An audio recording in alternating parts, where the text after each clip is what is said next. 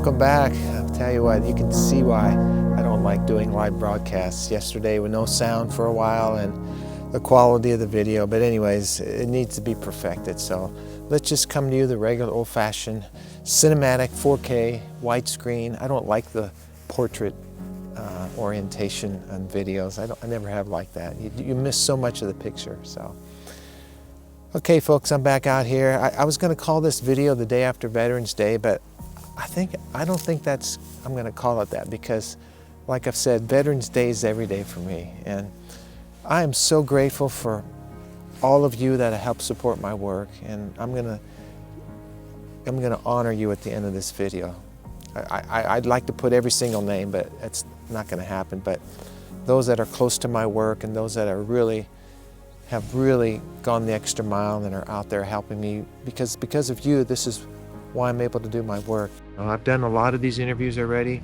You're seeing them now on my YouTube channel and hearing them on my Voices of History radio channel. But when I come out here, I'm reminded of why I do my work. You know, and where you live, the veteran cemeteries where you live, where the veterans are buried. You know, you look at that, like I said yesterday, our young people need to walk these grounds. These are hallowed grounds. I've been to the American Cemetery in France. I've been to France 3 times with my work, Omaha Beach, Normandy. And when you look at that American Cemetery and see how perfectly aligned the markers are, the price for freedom, you don't have to say a word. And like I said, our young people need to walk these grounds. And we need, as parents, grandparents, as friends, uncles, aunts, grandfathers, grandmothers, we need to remind our younger people of why we're free. We have to pass the mantle to the next generation. And they're not getting it in the textbooks in schools, folks.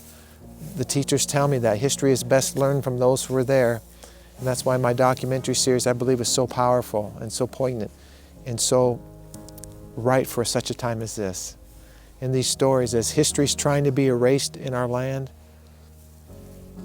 Voices of History is making sure that never happens. As far as our military history and really our world history and our reason for being. Our veterans are why we've had our freedoms. Those who have fought for this country, I know I'm preaching to the choir, but those who have fought for this country are the reason why we have our freedoms still, even though they've been shaken. Some are trying to steal our freedoms away. That's why we were attacked at Pearl Harbor. That's why 9/11 happened, because they hate the fact that we're free. And you know, I have to really stop and think and hope that I'm not taking my freedoms for granted, because it's so easy to do, because we're born in a free country. So it's easy just to wake up in the morning and do your thing. And I like what I heard Jim Caviezel share once. He said, you know, every generation of Americans needs to understand that freedom exists not to do what you like, but rather to do what you ought. And I agree with that. You know, our freedoms, to come out here today, to get on an airplane, to travel across states, to just get up in the morning and do your thing and nobody looking over your shoulder, nobody questioning you. That's why our troops in Vietnam and Korea fought against communism, dudettes. That's why they fought. Communism wants to think for you. They want to control you. And we've had a great shaking the last 3.5, going on 4 years in this country and in this world. But as far as America, the land of the free, the home of the brave, we've had a shaking.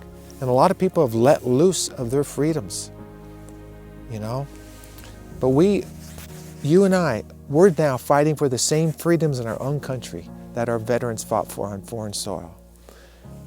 Let me say that again. We are fighting for the same freedoms in our own country that our veterans fought for in a foreign land. Think about it. We are. We are. Freedom is not free. It is earned. It is bought. It is paid for by the blood and the sacrifices of our veterans, their families, in all wars through all history. I wish I could be transported back during Thomas Jefferson's days and watch him write the Declaration of Independence. You know, we hold these truths to be self-evident, that all men are created equal, that they are endowed by their Creator with certain inalienable rights, that among these are life, liberty, and the pursuit of happiness. That to secure these rights, governments are instituted among men, deriving their just powers from the consent of the governed. That whenever any form of government becomes destructive of these ends, it is the right of the people to alter or to abolish it, and to institute new government, laying its foundation on such principles and organizing its powers in such form as to them shall seem most likely to affect their safety and happiness. All experience has shown that mankind are more disposed to suffer while evils are sufferable than to right themselves by abolishing the same forms to which they are accustomed. But when a long train of abuses and usurpations pursuing invariably the same object evinces a design to reduce them under absolute despotism, it is their right, it is their duty to throw off such government and to provide new guards for their future security. Therefore, in full support of this declaration, with a firm reliance on the protection of divine providence, we mutually pledge to each other our lives, our fortunes, and our sacred honor. Give me liberty or give me death. That's what I'm talking about. That's what I'm talking about. That was prophetic, what Thomas Jefferson wrote, and those who signed the Declaration of Independence. They were under the rule of King George III from England, and they said, that's enough. We've had enough. We've had enough of this tyranny. We've had enough of this infringement upon our rights. We are going to declare our independence from England and declare it with the Declaration of Independence. It took a while. It took years before they were actually free. But boy, they started. They put their fist down. They said, enough is enough, you know. Okay, I'm going off there a little bit, but you know what? It's important. That affects all of us. Our Declaration of Independence. I say read the Bible, read the Declaration of Independence, read your Constitution.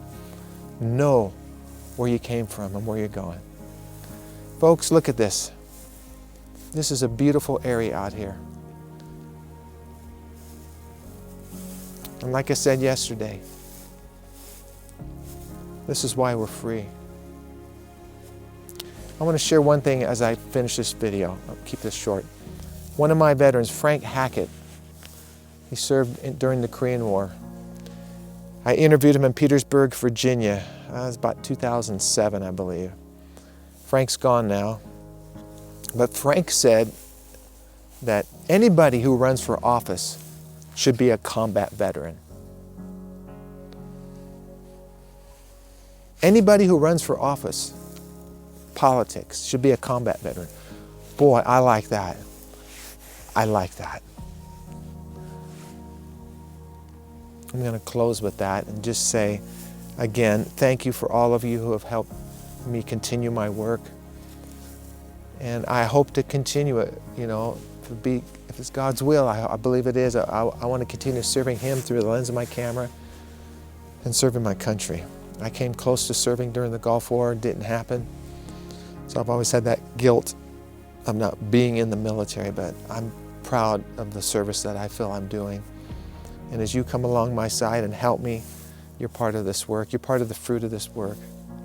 And I say, God bless you for it. So thank you for watching this short video again, this update to yesterday's technical disaster. And I think it'd be good to take 2 minutes of silence every day for our veterans. And I want to share one more thought about freedom. You know, some people have a problem with the flag. I don't.